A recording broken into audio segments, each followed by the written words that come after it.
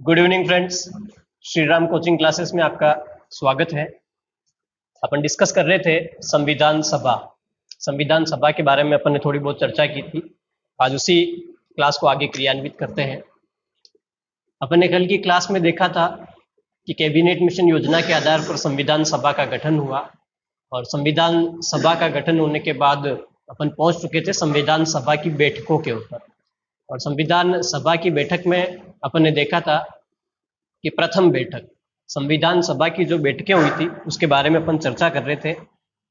अपन ने देखा था कि संविधान सभा की बैठकें संविधान सभा की बैठकों में अपन ने पहली बैठक के बारे में देखा था कि प्रथम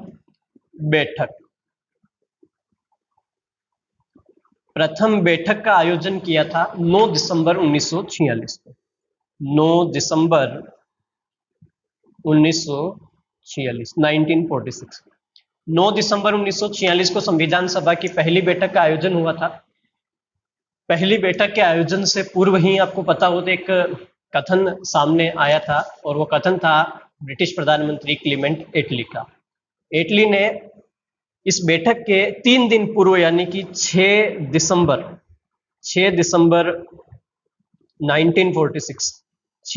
1946 को क्लीमेंट एटली ने कहा था कि अगर संविधान सभा की बैठक का एक बड़ा दल बहिष्कार करता है उसके बावजूद भी संविधान सभा भारतीय संविधान का निर्माण करती है तो ऐसे संविधान को मान्यता नहीं दी जाएगी। इस प्रकार का वक्तव्य 6 दिसंबर को एटली ने कहा था। इसको लेकर के एक बड़ी समस्या उत्पन्न हो गई थी।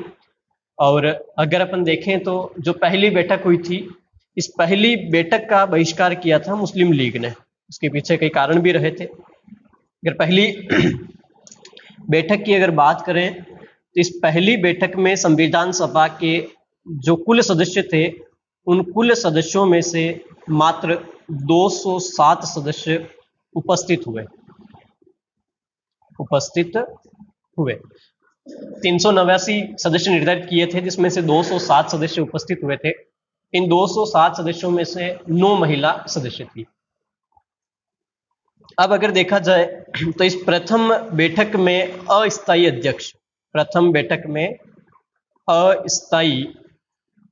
अध्यक्ष इसके बारे में भी अपन ने कल चर्चा की थी। प्रथम बैठक में अस्थायी अध्यक्ष बने थे डॉक्टर सच्चिदानंद सिन्हा। डॉक्टर सच्चिदानंद सिन्हा इस बैठक के अस्थायी अध्यक्ष चुने गए थे और आपको बताया था अस्थायी अध्यक्ष जेबी कृपलानी ने प्रस्ताव रखा था और फ्रांस की परंपरा के आधार पर जो सबसे वृद्ध व्यक्ति थे उनको अस्थायी अध्यक्ष बनाया गया था। और सच्चिदानंद सिन्हा की सहायता के लिए फ्रैंक जे एंटोनी को इनका सहायक के तौर पर उपाध्यक्ष बनाया था। तो संविधान सभा के अस्थायी अध्यक्ष बने थे डॉक्टर सच्चिदानंद सिन्हा। ये अपन ने कल चर्चा की थी। अब जैसे ही इस पहली बैठक की मुस्लिम लीग के द्वारा बहिष्कार किया गया, इस पहली बैठक का बहिष्कार किया था किसके द्वारा? मुस्लिम लीग के सदस्यों के द्वारा। मुस्लिम लीग के सदस्यों ने पहली बैठक का जैसे ही बहिष्कार किया तो बहिष्कार हुआ भारत में, लेकिन इस बात की सर्वाधिक खुशी मिली थी ब्रिटेन में। एक व्यक्ति था जिसका नाम है चर्चिल महोदय बहुत खुश हुए थे और उसके पीछे कारण यह था कि चर्चिल महोदय जो क्लीमेंट एटली थे, इन एटली का विरोधी का मतलब यूं है कि ये अपोजिट पार्टी का सदस्य था। लेबर पार्टी के थे एटली और एटली के विरोधी या यूं कहें इनके समानांतर जो दूसरी पार्टी थी उसके नेता थे चर्चिल। और चर्चिल ने संविधान सभा के बारे में एक कथन कहा और वो कथन था कि संविधान सभा एक ऐसी बारात है जिसकी दुल्हन ही गायब है। समझ रहे हो ना आप? चर्चिल महोदय ने संविधान सभा के लिए कहा था कि भारतीय संविधान सभा एक ऐसी बारात है जिसकी दुल्हन गायब है। चर्चिल महोदय ने मुस्लिम लीग द्वारा संविधान सभा का जो बहिष्कार किया था, उस बात को लेकर के एक वक्तव्य कहा था, और वो वक्तव्य था कि संविधान सभा एक ऐसी बारात है जिसकी दुल्हन ही गायब है। ये बात कही थी किसने? चर्चिल ने। किसके लिए कही थी? संविधान सभा के लिए कही थी। इसके बाद अगर अपन आगे बात करें तो 9 दिसंबर के बाद जस्ट अगले 2 दिनों बाद दूसरी बैठक का आयोजन किया गया था, और वो दूसरी बैठक हुई थी 11 दिसंबर 1946 को। कब हुई थी दूसरी बैठक? 11 दिसंबर 1946 को। यानी कि संविधान सभा की जो दूसरी बैठक है, वो दूसरी बैठक का आयोजन किया गया था 11 दिसंबर 1946। 11 दिसंबर 1946 को संविधान सभा की दूसरी बैठक का आयोजन किया, और संविधान सभा की इस दूसरी बैठक में स्थायी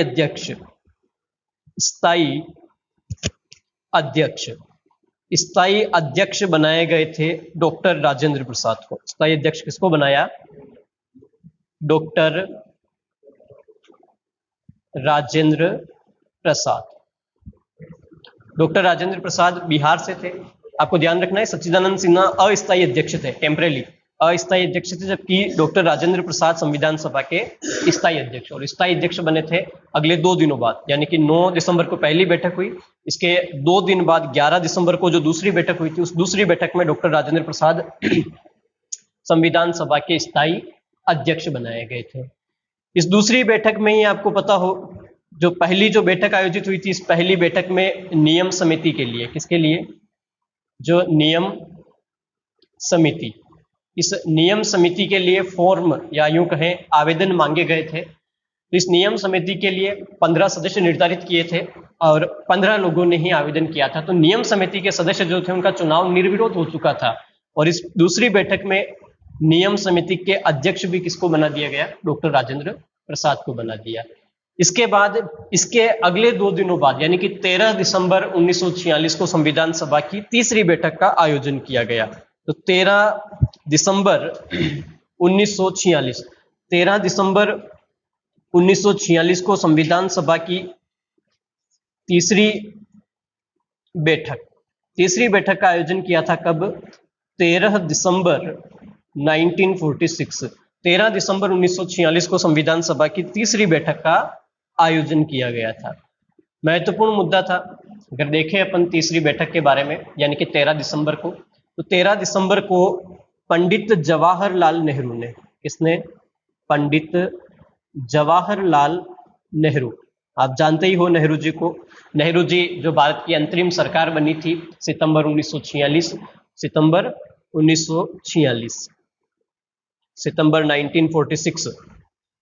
1946 में जो अंतरिम सरकार का गठन किया गया, अंतरिम सरकार, इस अंतरिम सरकार में पंडित जवाहरलाल नेहरू, JL नेहरू को भारत का प्रधानमंत्री बनाया था। क्या बनाया गया? प्रधानमंत्री। और नेहरू जी को ही महात्मा गांधी जी ने अपना उत्तराधिकारी घोषित किया था। महात्मा गांधी जी ने जब नेहरू जी को अपना उत्तराधिकारी घोषित किया, तो तत्कालीन समय में जो बड़े राजनेता थे, उन सभी राजनेताओं का समर्थन पंडित जवाहरलाल नेहरू को था। तो पंडित नेहरू या नेहरू जी ने इस तीसरी बैठक में पूरे कॉन्फिडेंस के साथ उद्देश्य प्रस्ताव या उद्देशिका को प्रस्तुत किया। यानी कि तीसरी बैठक या यूं कहें 13 दिसंबर को पंडित जवाहरलाल नेहरू ने संविधान सभा के समक्ष उद्देश्य प्रस्ताव प्रस्तुत किया था। जो नेहरू जी के द्वारा उद्देश्य प्रस्ताव प्रस्तुत किया गया, नेहरू जी को इतना कॉन्फिडेंस था कि यह प्रस्ताव इसी दिन 13 दिसंबर को ही पारित हो जाएगा। लेकिन जैसे ही नेहरू जी ने संविधान सभा के समक्ष उद्देश्य प्रस्ताव प्रस्तुत किया, इस उद्देश्य प्रस्ताव को उसी समय पारित नहीं किया था। और पारित नहीं करने के पीछे अगर बात करें अपन, तो उस समय के 2 बड़े कानून के जानकार, जिसमें एक नाम आता है डॉक्टर भीमराव अंबेडकर, और दूसरा नाम आता है एम आर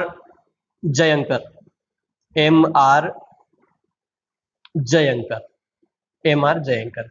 आपको पता ही है सभी को कि भीमराव अंबेडकर उस समय के एक महान कानून के जानकार थे, और एम.आर. जयंकर के बारे में अगर बात करते हैं, एम.आर. जयंकर हिंदू विश्वविद्यालय या हिंदू महासभा जो थी उस हिंदू महासभा से जुड़े हुए थे और जो फेडरल कोर्ट बना था उसके चीफ जस्टिस भी बने थे। तो दोनों ही कानून के बहुत ही बढ़िया जानकार थे। और भीमराव अंबेडकर तथा एम.आर. जयंकर ने कहा था कि अगर आपने मुस्लिम लीग की अनुपस्थिति में उद्देश्य प्रस्ताव को पारित कर दिया तो मुस्लिम लीग वैसे ही आ नहीं रही है और वो और ज्यादा नाराज होंगे कि भाई अब हमारा क्या काम है, संविधान के उद्देश्यों का तो आप लोगों ने निर्धारण कर ही दिया है। तो इन लोगों के मना करने के कारण 13 दिसंबर को उद्देश्य प्रस्ताव को पारित नहीं किया गया और कारण भी सही था कि भाई उस समय विभाजन हुआ नहीं था। दिसंबर 1946 की बात करें, विभाजन हुआ नहीं था। तो इन लोगों ने कहा कि हमें मुस्लिम लीग के सदस्यों का इंतजार करना चाहिए। वो आपको पता ही है 73 सदस्य थे, एक बहुत ही बड़ा दल कह सकते हैं अपन, बड़ी मात्रा में सदस्य थे कि इन लोगों की जानकारी भी होनी चाहिए, इनकी राय क्या है वो भी हमें पता होनी चाहिए। इनका हमें इंतजार करना चाहिए कि ये 73 सदस्य आए या मुस्लिम लीग के सदस्य आए, उसके बाद उद्देश्य प्रस्ताव को पारित किया जाए। इस तरह की बात बनी थी। अब इसके बाद अगर बात करें अपन, तो आपको यहाँ ध्यान रखना है उद्देश्य प्रस्ताव, इस उद्देश्य प्रस्ताव को प्रस्तुत किया था किसने? प्रस्तुत पंडित जवाहरलाल नेहरू ने। प्रस्तुत कब किया? तो 13 दिसंबर 1946 को। कब प्रस्तुत किया था? 13 दिसंबर 1946 को प्रस्तुत किया गया था। अब अगर बात करें कि यह पारित, उद्देश्य प्रस्ताव पारित, तो उद्देश्य प्रस्ताव पारित हुआ था 22 जनवरी 1947 को। प्रस्तुत कब किया? 13 दिसंबर 1946 को। किसने प्रस्तुत किया? पंडित जवाहरलाल नेहरू ने प्रस्तुत किया। पारित कब हुआ? तो 22 जनवरी 1947 को पारित हुआ।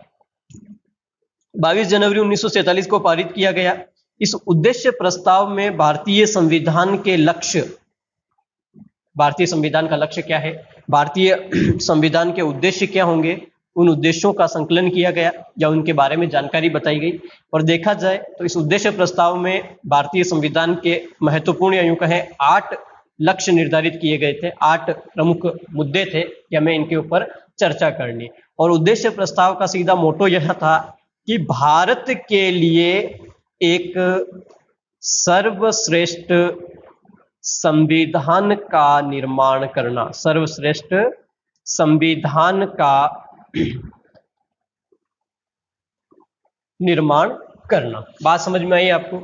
उद्देश्य प्रस्ताव का प्रमुख उद्देश्य यही था कि भारत के लिए एक सर्वश्रेष्ठ संविधान का निर्माण करना। 8 लक्ष्य इसमें निर्धारित किए गए थे जो 22 जनवरी 1947 को पारित कर दिया गया था। क्लियर हुई यहां तक बात? इसके बाद अगर अपन आगे बात करें तो 22 जनवरी 1947 को जैसे ही यह उद्देश्य प्रस्ताव पारित हुआ, 22 जनवरी को पारित होने के बाद जब संविधान का निर्माण करना था और कैसा सर्वश्रेष्ठ संविधान बनाना था, तो इसके लिए निर्धारित किया गया कि हमें विश्व के अनेक देशों के संविधान का अध्ययन करना चाहिए। इस प्रकार की बात सामने आई थी कि हमें विश्व के अनेक देशों के संविधान का अध्ययन करना चाहिए और जहां हमें लगे कि ये चीजें अच्छी है तो उन चीजों को हमें अपनाना चाहिए। तो उसके लिए क्या किया गया कि कई लोगों को अलग अलग जिम्मेदारियां दी गई। इसके लिए गठन किया गया था समितियों का। किसका गठन किया गया? समितियों का गठन किया गया कि संविधान के निर्माण के लिए समितियां बनाई जाए जिससे कार्यों का वितरण हो सके और प्रत्येक बिंदु के ऊपर सर्वश्रेष्ठ तरीके से हम कानूनों का निर्माण कर सके। तो समितियों का निर्माण किया गया। इस 22 जनवरी के बाद की बात कर रहे हैं अपन। देखते हैं भाई महत्वपूर्ण समितियां कौन कौन सी थी। अगर प्रमुख समितियों की अगर बात करें, संविधान सभा की प्रमुख समितियां, संविधान सभा की प्रमुख समितियां कौन कौन सी है? समितियों की अगर बात करें अपन, समितियां, संविधान सभा की प्रमुख समितियां, तो संविधान सभा की प्रमुख समितियों के बारे में अगर देखें अपन तो नंबर 1 पर अपन देखें संघ या संघीय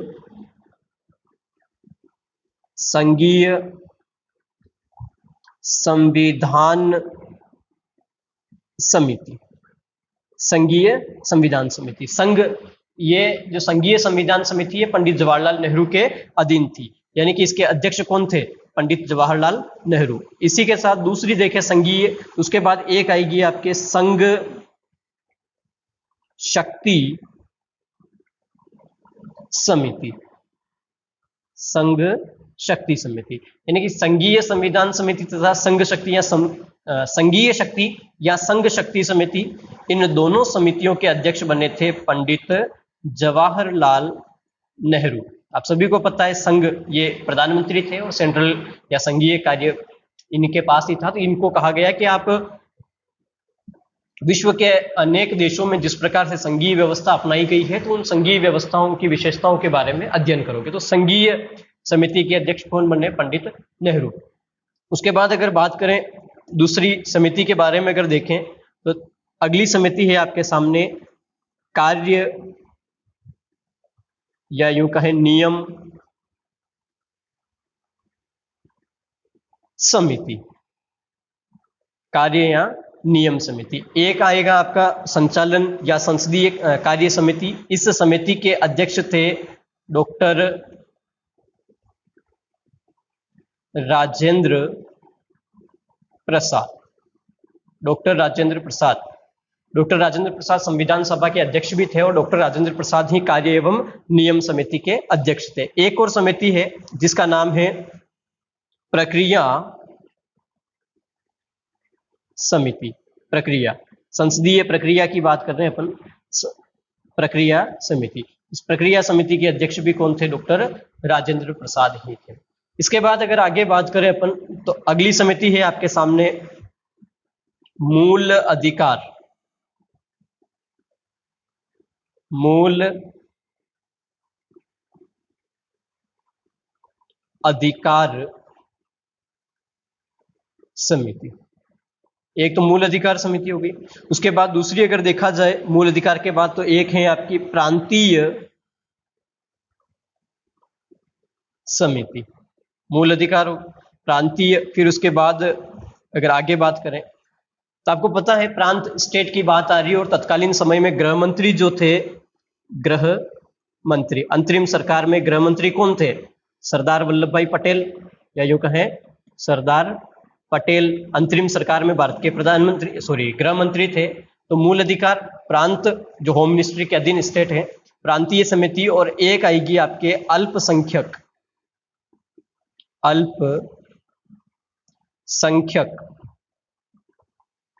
अल्पसंख्यक समिति। इन तीनों समितियों की अगर बात करें तो मूल अधिकार समिति, प्रांतीय समिति तथा अल्पसंख्यक समिति, मूल अधिकार, प्रांतीय और अल्पसंख्यक समिति, इन तीनों समितियों की जिम्मेदारी दी गई थी सरदार वल्लभ भाई पटेल या सरदार वल्लभ भाई पटेल। सरदार पटेल को मूल अधिकार, प्रांतीय और अल्पसंख्यक समिति की जिम्मेदारी दी गई थी इनको।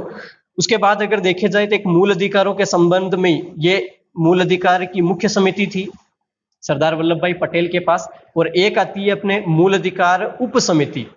मूल अधिकार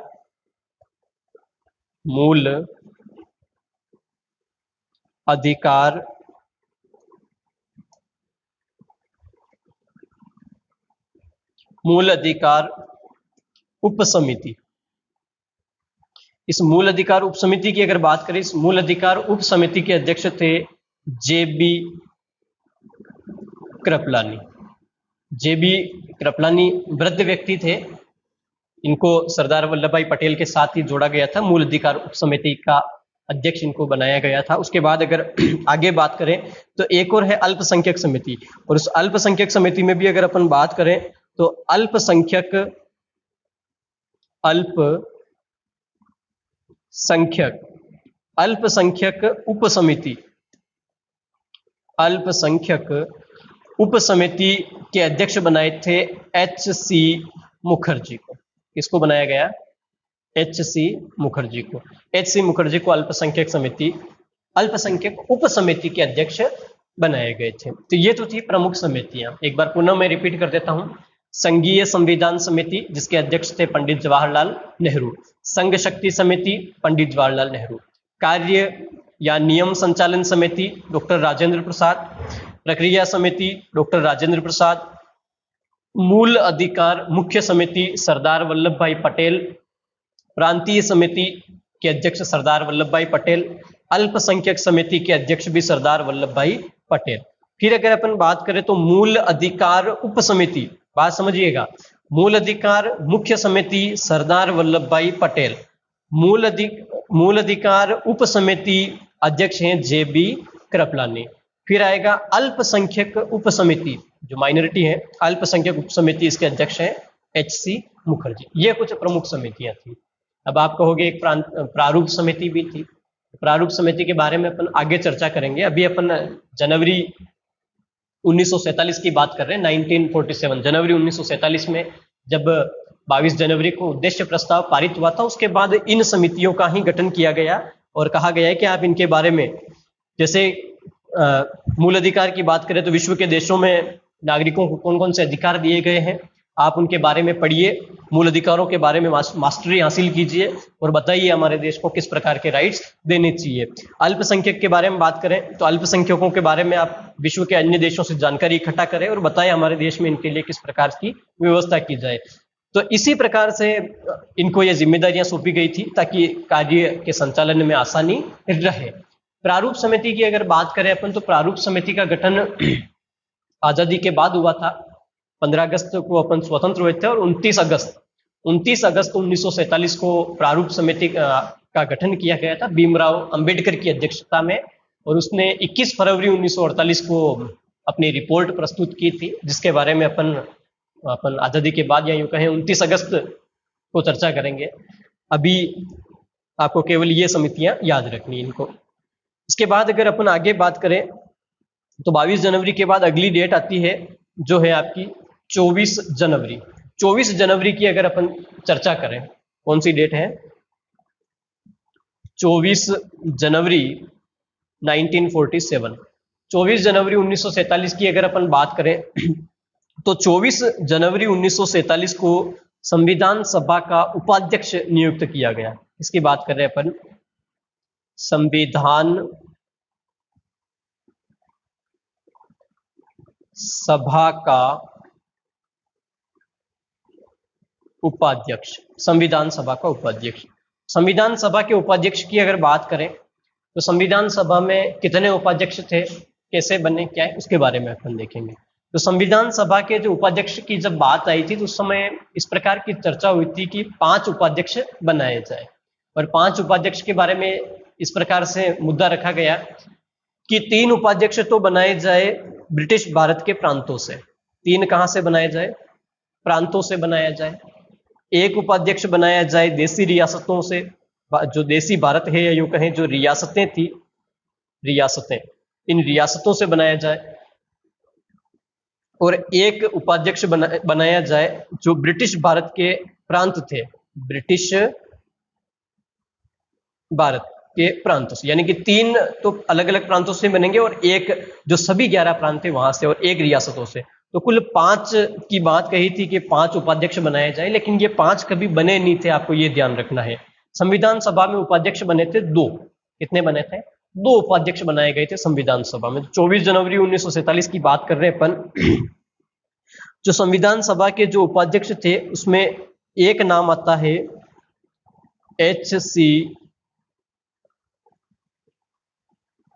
मुखर्जी। HC मुखर्जी, ये बंगाल से थे। इनका पूरा नाम है हरेंद्र कुमार। हरेंद्र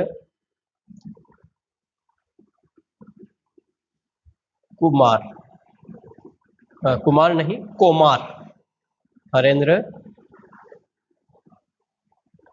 कोमार।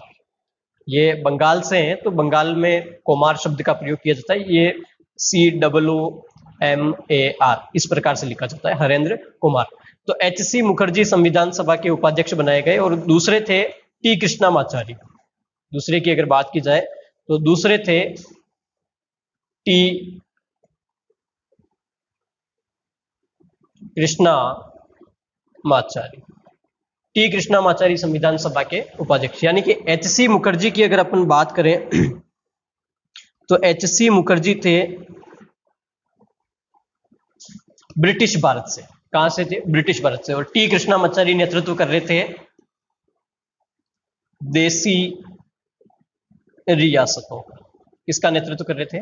देसी रियासतों का। तो आपको ध्यान रखना है, 24 जनवरी 1947 को संविधान सभा के उपाध्यक्ष नियुक्त किए गए थे, और उपाध्यक्ष थे HC मुखर्जी जो ब्रिटिश भारत का नेतृत्व कर रहे थे, और T कृष्णामाचारी देसी रियासतों का नेतृत्व कर रहे थे। तो एच.सी. मुखर्जी और टी कृष्णामाचारी दोनों ही क्या थे, संविधान सभा के उपाध्यक्ष थे। अब 24 जनवरी के बाद 24 जनवरी 1947 का घटनाक्रम सामने आता है। उपाध्यक्ष की नियुक्ति, एक और आपको नाम याद रखना है, संविधान सभा के संवैधानिक सलाहकार। मैं वापिस एक बार रिपीट कर देता हूं कि संविधान सभा के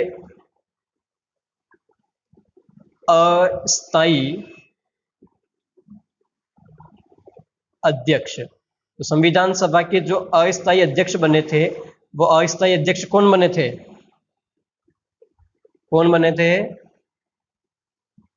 सच्चिदानंद सिन्हा। सच्चिदानंद सिन्हा अस्थायी अध्यक्ष बने थे। फिर बात करें अपन स्थायी अध्यक्ष की, तो संविधान सभा के स्थायी अध्यक्ष कौन बने थे? स्थायी अध्यक्ष डॉक्टर राजेंद्र प्रसाद। कौन बने थे स्थायी अध्यक्ष? डॉक्टर राजेंद्र प्रसाद। उपाध्यक्ष कौन बने थे? एच.सी. मुखर्जी और टी कृष्णामाचारी।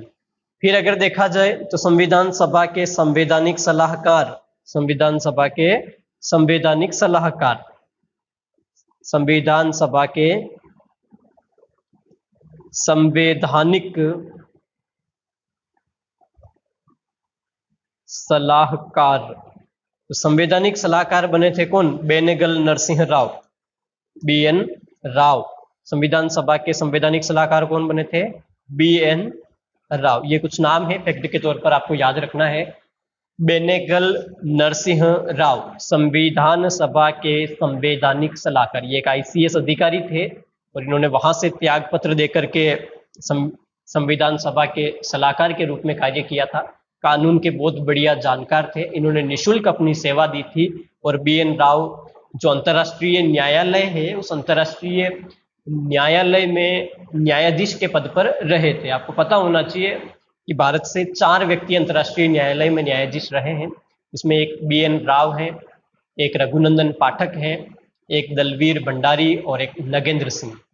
ये 4 व्यक्ति भारत से अंतर्राष्ट्रीय न्यायालय में न्यायाधीश रहे थे। तो बी.एन. राव का नाम याद रखना है, संवैधानिक सलाहकार थे। अस्थायी अध्यक्ष सच्चिदानंद सिन्हा, स्थायी अध्यक्ष डॉक्टर राजेंद्र प्रसाद, उपाध्यक्ष एच.सी. मुखर्जी, संवैधानिक सलाहकार बी.एन. राव। इसके बाद अगर अपन आगे बात करें तो आगे अगर देखें अपन अगले घटनाक्रम में, तो अगला घटनाक्रम सामने आता है और वो अगला घटनाक्रम है 3 जून 1947। 3 जून 1947 से पहले अगर देखा जाए तो वेवेल योजना आती है, जो आप फ्रीडम मूवमेंट में पढ़ोगे। वेवेल योजना के बाद एक आता है Dickie Bird plan. Dickie Bird plan, Dickie Bird plan की अगर बात करें तो डिक्की बर्ड प्लान अंग्रेजों की एक ऐसी योजना थी जिस योजना में कहा गया है कि भारत को छोटे छोटे टुकड़ों में विभाजित कर दो ताकि ये लोग अपने आप को पुनः विकसित न कर पाए। तो डिक्की बर्ड प्लान भी फेल हुआ, असफल रही योजना। उसके बाद एक योजना आती है जिसका नाम है 3 जून 1947। 3 जून 1947। 3 जून 1947 की अगर बात करें तो इस समय भारत में जो गवर्नर जनरल या वायसराय नियुक्त हुए थे, वो वायसराय थे लॉर्ड माउंटबेटन। लॉर्ड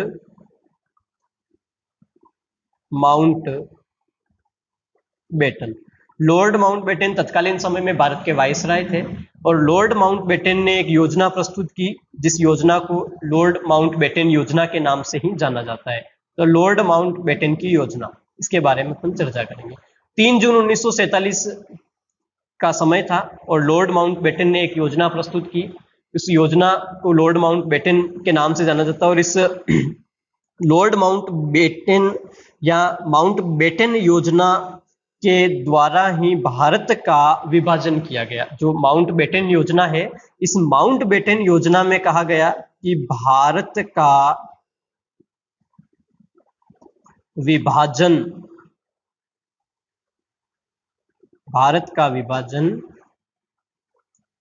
किया जाए।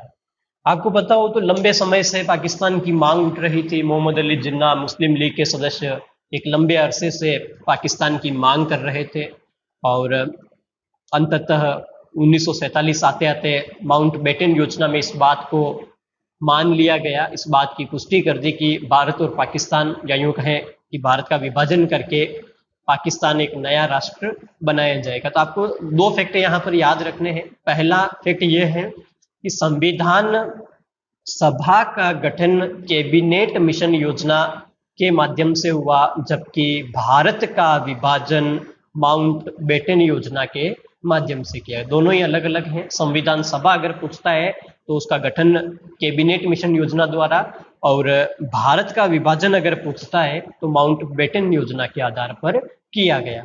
इसके बाद अगर अपन बात करें आगे, तो इसी माउंट बेटन योजना में कहा भारत का विभाजन होगा। अगर भारत का विभाजन होगा तो जो भारत की संविधान सभा है, इस संविधान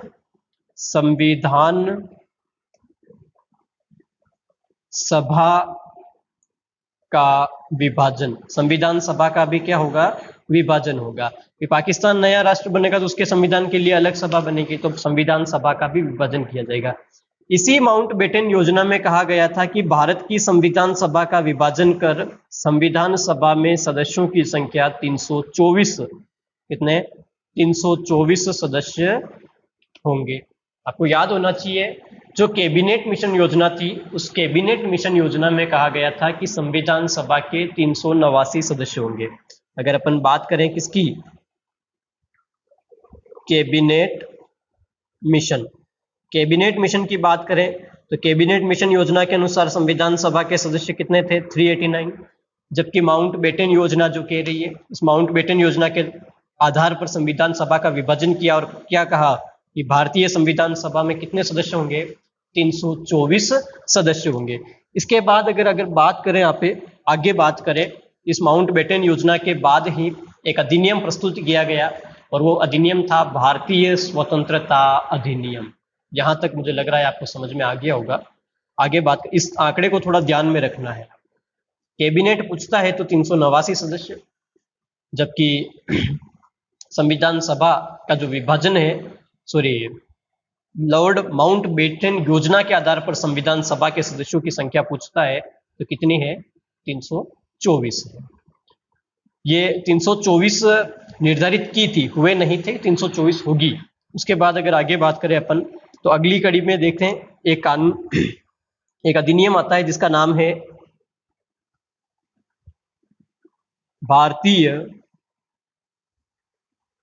स्वतंत्रता अधिनियम।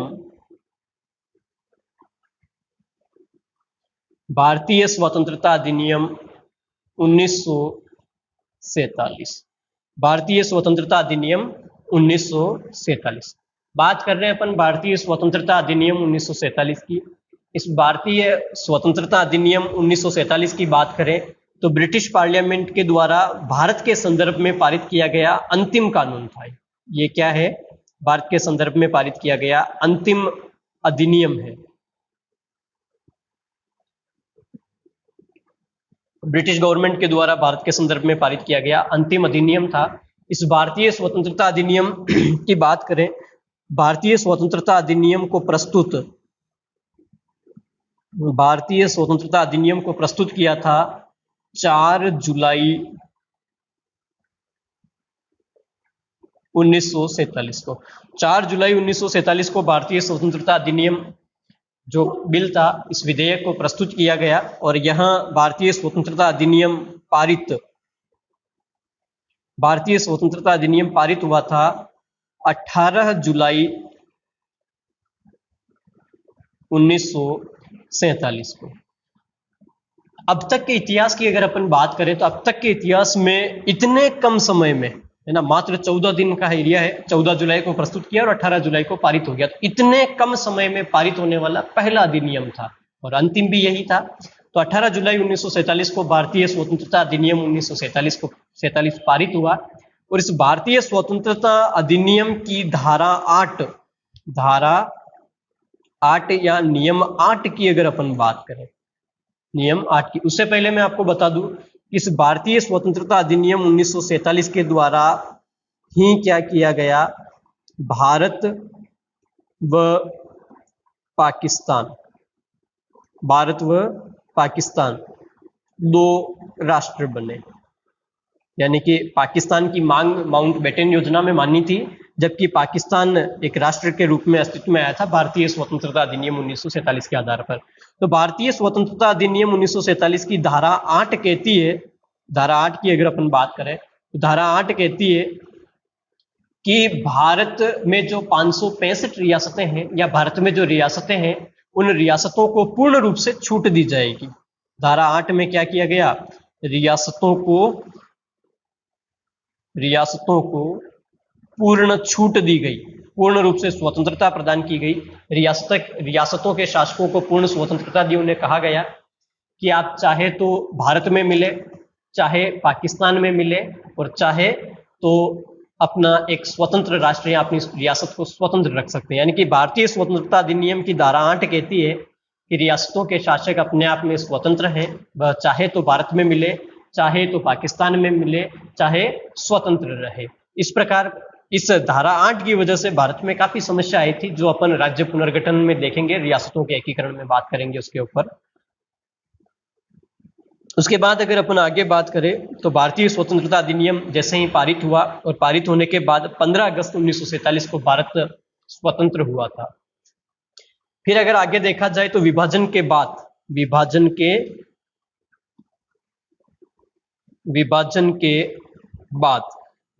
बाद अगर अपन बात करें तो संविधान सभा की स्थिति कैसी रही थी। आपको बताया था कैबिनेट मिशन योजना में कहा था 389 सदस्य होंगे, माउंटबेटन योजना में कहा गया था कि 324 सदस्य होंगे। जबकि विभाजन के बाद अगर बात करें अपन तो विभाजन के बाद जो भारतीय संविधान सभा थी,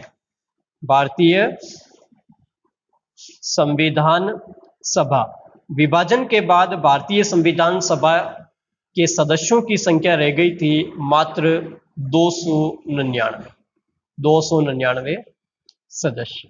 बात समझ रहे हो ना। एक आंकड़ा बताया था 389 कैबिनेट मिशन योजना, एक बताया था 324 माउंटबेटन योजना।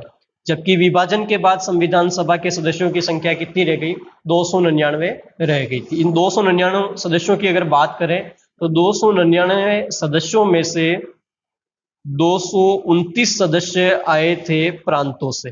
कहां से आए थे, जो प्रांत थे ब्रिटिश भारत के, वहां से। और 70 सदस्यों की अगर बात करें तो 70 सदस्य आए थे कहां से, रियासतों से। इसको थोड़ा आप ध्यान में रखना है आपको कि 229 सदस्य प्रांतों से आए थे और 70 सदस्य कहां से आए थे, रियासतों से आए थे। तो कुल कितने हो गए, 299 सदस्य विभाजन के बाद। यानी कि विभाजन के बाद संविधान सभा के सदस्यों की संख्या कितनी हो गई थी, 299 रह चुकी थी। अब विभाजन हुआ, विभाजन होने के बाद 15 अगस्त को भारत एक स्वतंत्र राष्ट्र के रूप में सामने आया था, और इसके अगले 14 दिनों बाद प्रारूप समिति का गठन किया था। किसका गठन किया था, प्रारूप समिति का गठन। और प्रारूप समिति का गठन जो हुआ था वो हुआ था 29 अगस्त 1947 को। और उस प्रारूप समिति ने 21 फरवरी 1948 को अपनी रिपोर्ट प्रस्तुत की थी। और प्रारूप समिति में अध्यक्ष सहित, या यूं कहें डॉक्टर भीमराव अंबेडकर इसके अध्यक्ष रहे थे, जो संविधान के जनक भी कहलाते हैं। अध्यक्ष सहित कुल 7 सदस्य थे, प्रारूप समिति में। प्रारूप समिति के बारे में अपन चर्चा करेंगे अगली क्लास में। Thank you very much.